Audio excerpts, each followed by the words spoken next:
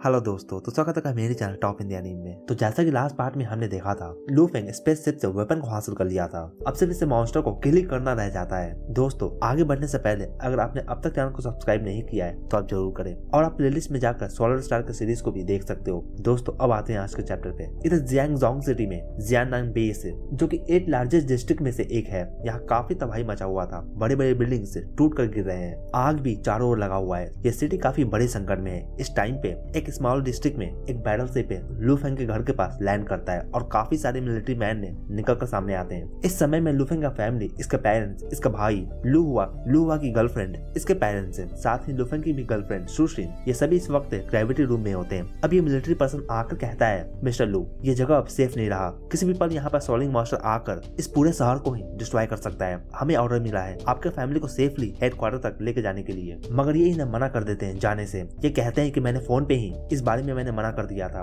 हम यहाँ से जा नहीं सकते हैं। अब इनका लीडर जो होता है, ये लू फेंग को कॉल कर अब इस मैटर को डिस्कस करता है। फिर ये इनसे कहता है, अभी मैंने रिप्रेजेंटेटिव लू से बात किया, वो काफी जल्दी यहाँ पे आने वाले हैं। अब ये मिलिट्री पर्सन सभी लोगों को लेकर निकलता है। इधर दूसरी ओर स्काई में लू फेंग काफी फास्ट स्पीड में ट्रेवल कर रहा है। इसके हाथों में एक शील्ड भी है, जो कि इसे युनमू प्लान ग्रैंड मास्टर से मिला था। अब लू फेंग फ्लाई करते हुए फोन कॉल का जवाब देता है। फोन पे जिया कहता है, लू फेंग, हम तुम्हें कॉन्टेक्ट क्यों नहीं कर पा रहे थे? इस पे ये कहता है, मैं रुइंस में गया हुआ था, वहाँ पर सिग्नल नहीं था। जिया कहता है कि ये सोलिंग बीस्ट काफी ज्यादा तबाही मचा रहा है, ये एशिया के काफी सारे पार्ट्स को डिस्ट्रॉय कर चुका है। ज्यादातर ये मॉन्स्टर बड़े बड़े शहर पे ही अटैक कर रहा है। ये सुनकर लू फेंग भी काफी पैनिक करता है। लू फेंग काफी फास्ट स्पीड में जियांगजो सिटी की ओर बढ़ रहा होता है। इधर इस सिटी में सिर्फ और सिर्फ चिल्लाने का और तबाही का आवाज ही सुना जा सकता है। लू फेंग अब अपने घर पहुंच जाता है और ये तुरंत ही काफी हड़बड़ी में सेकंड फ्लोर पे जाता है, ग्रेविटी रूम में। इस रूम में अभी टोटल 7 पीपल्स हैं। सभी लोग लू फेंग को देखकर खुश होते हैं। अब सभी लोग जब लू फेंग को देखते हैं फिर ये भी काफी खुश होते हैं। लू हुआ यहाँ पे कहता है कि इस रूम में एंटर करने के बाद इस रूम का डोर ऑटोमेटिकली बंद हो गया था, हम इसे खोल भी नहीं पा रहे थे। लू फेंग कहता है कि मैंने इस रूम को कुछ इस तरह से ही बनाया है। लू फेंग को अपने इस ग्रेविटी रूम पे काफी भरोसा होता है, रादर देन गवर्नमेंट के बंकर से। अगर हॉन्ग भी इस ग्रेविटी रूम पे अटैक करते हैं तो फिर ये सिर्फ इसे स्क्रैच ही कर सकेंगे। अब लू फेंग अपने कंप्यूटर को चेक करता है तो फिर इसे काफी सारी वीडियो फाइल्स मिलते हैं। जब ये इन्हें चेक करता है तो फिर ये देखता है कि सोलोइंग मॉन्स्टर काफी बड़े बड़े बिल्डिंग्स को डिस्ट्रॉय कर रहा है। अब लू फेंग लू हुआ से पूछता है कि अब तक कितने लोग मारे जा चुके हैं या फिर इंजर्ड हुए हैं। इस पे लू हुआ कहता है कि सैटेलाइट के इमेज के अकॉर्डिंग अब तक चाइना में टोटल 5 मिलियन के करीब में ये नंबर्स हैं। ये सुनकर इन सभी का एक्सप्रेशन ही चेंज हो जाता है। ये सोलोइंग मॉन्स्टर सिर्फ हाईली पॉपुलेटेड सिटीज और डिस्ट्रिक्ट पे ही अटैक कर रहा है। इस सोलोइंग मॉन्स्टर के आगे ह्यूमन सिर्फ चींटी के बराबर ही है। ये मॉन्स्टर स्पेस का मॉन्स्टर है और ये टोटली डिफरेंट लेवल पे है। अर्थ के एक्सपर्ट्स और मॉन्स्टर तो इसे कंपेयर भी नहीं कर सकते हैं। ये गोल्डन हॉर्न मॉन्स्टर अभी फ्लाई कर अब सी की ओर जाता है। अब ये डिस्ट्रक्शन करते करते थक चुका है। अब ये बीस्ट रेस्ट करने गया है। अब जब इधर लू फेंग के घर में ये सभी टीवी ऑन करते हैं तो फिर टीवी पे चाइना के लीडर अनाउंस कर रहे होते हैं कि पूरी ह्यूमैनिटी अभी खतरे में है। अभी इंसानों पे काफी बड़ा संकट छाया हुआ है। इस मुसीबत से हम फाइट करने के लिए प्लान को रेडी कर रहे हैं। ये ह्यूमैनिटी का सर्वाइवल के लिए फाइट है। टीवी पे अब एक वीडियो को चलाया जाता है इस सोलोइंग मॉन्स्टर का। पूरे वर्ल्ड में अभी सेम थिंग चल रहा है। सभी अपने अपने कंट्रीज में अनाउंसमेंट कर रहे होते हैं। जब सिविलियन ये देखते हैं तो फिर ये भी काफी ज्यादा फ्राइटन हो जाते हैं और काफी ज्यादा पैनिक करते हैं। अब इन्हें पता चलता है कि इनके काफी मिलिट्री फोर्स भी डिस्ट्रॉय हो चुके हैं। तो फिर काफी यंग पीपल आगे आकर खुद को वॉलंटियर करते हैं फाइट करने के लिए। इतने में जिया का फोन आता है और ये लू फेंग को कहता है, लू फेंग, अभी सी से टोटल 12 एम्परर लेवल के मॉन्स्टर निकल कर सामने आए हैं और इनमें से 6 ईस्टर्न मिलिट्री सेक्टर की ओर आगे बढ़ रहे हैं। तुम्हें भी आना होगा सपोर्ट देने के लिए। इस तरह के टाइम में तो लू फेंग भी मना नहीं कर सकता इसे। अब लू फेंग को सभी देखकर समझ जाते हैं कि इसे जाना होगा। अब ये लोग लू फेंग को सावधान रहने को कहते हैं। फिर लू फेंग 3 रोबोट्स को निकालता है। इन्हें देखकर अब बाकी भी सरप्राइज होते हैं। यूनिवर्स लैंग्वेज को यूज कर लू फेंग इन रोबोट्स को कमांड करता है और इन्हें ऑर्डर देता है टू प्रोटेक्ट हिज फैमिली, इसका फैमिली को प्रोटेक्ट करने के लिए। लू फेंग इन्हें जाने से पहले कहता है, आप सभी ग्रेविटी रूम में चले जाना। अगर कोई डेंजर इंक्रीज करता है तो फिर अभी करेंटली यांगजोंग सिटी की गली में काफी यंग पीपल होते हैं और ये मिलिट्री को ज्वाइन कर चुके हैं अपने सिटी को डिफेंड करने के लिए। लू फेंग अपने माइंड में अब बाबाता से पूछता है सिल्वर लिक्विड गार्ड्स के बारे में। इस पे बाबाता कहता है कि ये सिल्वर लिक्विड गार्ड्स से सी ग्रेड के पावर सोर्स को यूज करते हैं। ये कहता है इसमें करीबन 3 दिन लगने वाले हैं और X-81 स्पेसशिप के वेपन्स को मैंने ऑलरेडी रिपेयर करना स्टार्ट कर दिया है। बाबाता के अकॉर्डिंग सबसे एडवांस वेपन लेजर कैनन होते हैं। इसके अकॉर्डिंग ये वेपन एक सेक्टर लॉर्ड को भी किल कर सकता है। अगर एक एडवांस लेजर कैनन हो तो फिर लू फेंग बाबाता से वेपन के बारे में पूछता है। बाबाता कहता है कि ये एक स्टार लेवल 6 को भी किल कर सकता है। यूनिवर्स मॉन्स्टर भी, स्वॉलोइंग मॉन्स्टर भी इस बार इस लेजर कैनन के अटैक को ब्लॉक नहीं कर सकेगा। ये सुनकर लू फेंग भी थोड़ा रिलीफ फील करता है। बाबाता कहता है कि अगर मैं जल्द से जल्द करूँ तो फिर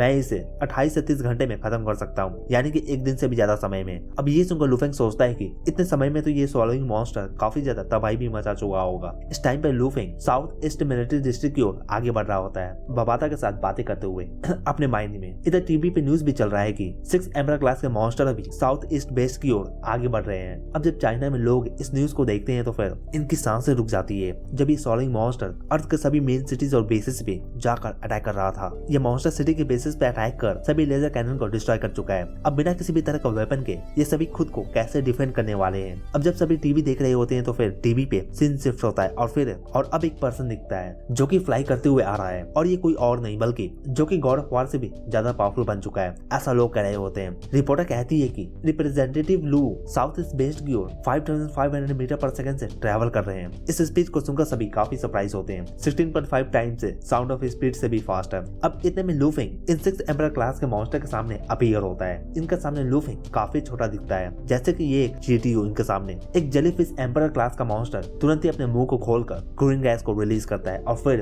पूरा एरिया ही गैस में ढक जाता है। लुफेंग के अराउंड अब एक तरह का प्रोटेक्टिव बैरियर बना होता है इसके स्पिरिचुअल पावर से। लुफेंग इन एम्परर क्लास के मॉन्स्टर को देख रहा है जो कि इसकी ओर आगे बढ़ रहे होते हैं। लुफेंग अपने गोल्डन ब्लेड को अपने हाथों में पकड़ा होता है। अब ये पहले इस जेलीफिश मॉन्स्टर पे अटैक करता है। टीवी पे अभी भी सीन को दिखाया जा रहा है, हालांकि इन्हें सिर्फ और सिर्फ ग्रीन गैस ही दिख रहा होता है। ये सभी प्रे कर रहे होते हैं इस सीन को देखकर। इतने में ग्रीन गैस से निकलकर लुफेंग सामने आता है और ये इन मॉन्स्टर से फाइट कर रहा है। लुफेंग को बाहर आता हुआ देखकर लोग भी काफी खुश होते हैं। काफी लोग कहते हैं कि रिप्रेजेंटेटिव ब्लू के साथ हम जीत सकते हैं, ह्यूमैनिटी सर्वाइव कर सकेगा। इस तरह के सिचुएशन में अब एक एक कर रिप्रेजेंटेटिव भी बाहर आकर इस तरह के सिचुएशन का सामना करते हैं। लुफेंग, जूसी, सियाओवई ये सभी ह्यूमैनिटी के सबसे स्ट्रॉन्गेस्ट वॉरियर हैं। अब इनका बैटल पूरे कंट्री में ब्रॉडकास्ट किया जा रहा होता है। इनका बैटल को देखकर अब सभी को एक उम्मीद दिख रहा है कि ये इन्हें बचा सकते हैं। इन एम्परर क्लास मॉन्स्टर में भी कुछ वीक होते हैं तो फिर कुछ स्ट्रॉन्ग होते हैं, जैसे कि एक वीकेस्ट एम्परर क्लास का मॉन्स्टर स्टार ट्रैवलर लेवल 1 पे होता है और जो स्ट्रॉन्ग होते हैं वो स्टार ट्रैवलर लेवल 3 या 4 में होते हैं। ये एम्परर लेवल मॉन्स्टर लैंड पे काफी ज्यादा नंबर्स में है, मगर इनका नंबर सी में काफी ज्यादा है। ये 12 एम्परर क्लास का मॉन्स्टर तो कुछ भी नहीं है इन सभी के नंबर के सामने। इनके अलावा अभी भी काफी ज्यादा एम्परर क्लास के मॉन्स्टर छुपे हुए हैं, सी के अंदर में तो लैंड में। इस एम्परर लेवल के मॉन्स्टर से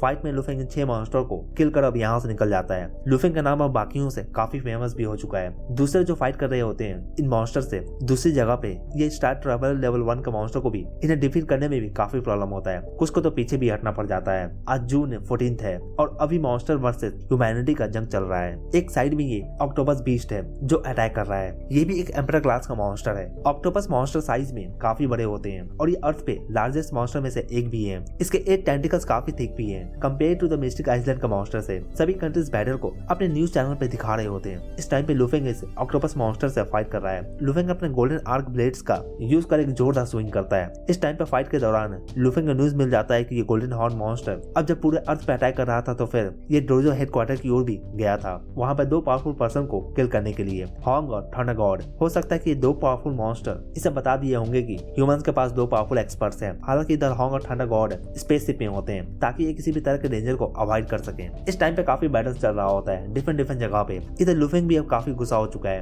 अब इसके पास भी ज्यादा टाइम नहीं होता कि ये इस ऑक्टोपस मॉन्स्टर से ज्यादा देर तक फाइट कर सके, तो फिर ये अब इसे फिनिश करने के लिए आगे बढ़ता है। अब लुफेंग अपने ब्लेड को ट्रांसफॉर्म कर एक कर्व शेप में बदल देता है। ये ब्लेड भी काफी लॉन्ग है। अब जब लुफेंग अपने ब्लेड को स्विंग करता है तो फिर ये मॉन्स्टर के टेंटिकल्स को भी काट कर गिरा देता है। जब ये टेंटिकल्स कटते हैं तो फिर इससे इंक लाइक पॉइजन भी स्प्रेड करता है। जब ये बैटल ओवर होता है तो फिर लुफेंग इन इंक लाइक पॉइजन में कवर होता है। इस टाइम पे लुफेंग सी के सबसे स्ट्रॉन्गेस्ट मॉन्स्टर को किल कर चुका है। जो स्ट्रॉन्गर मॉन्स्टर सी में है वो 2 ग्रैंड एम्परर लेवल के मॉन्स्टर है। इनमें से एक ये ऑक्टोपस मॉन्स्टर था और जो दूसरा मॉन्स्टर है ये लाइटिंग ड्रैगन एम्परर मॉन्स्टर है। हालांकि लाइटिंग ड्रैगन एम्परर मॉन्स्टर का स्पीड काफी ज्यादा है, मगर ऑक्टोपस मॉन्स्टर का पावर और साथ ही डिफेंस भी काफी ज्यादा था। इन दोनों में से ऑक्टोपस मॉन्स्टर ही नंबर 1 पे है। अब जब लोग भी देखते हैं कि लुफेंग ब्लैक इंक में कवर है और ये one of the strongest monster को किल कर चुका है तो फिर अब लोग भी काफी चीयर करते हैं इसको लेकर। अब तक हॉन्ग और थंडर गॉड भी इन 2 ग्रैंड मॉन्स्टर से अब तक डील नहीं कर सके हैं। कोई भी सोच नहीं रहा था कि इन दोनों के अलावा भी कोई निकल कर आएगा जो इन्हें किल भी कर सकता है। 1 साल पहले जब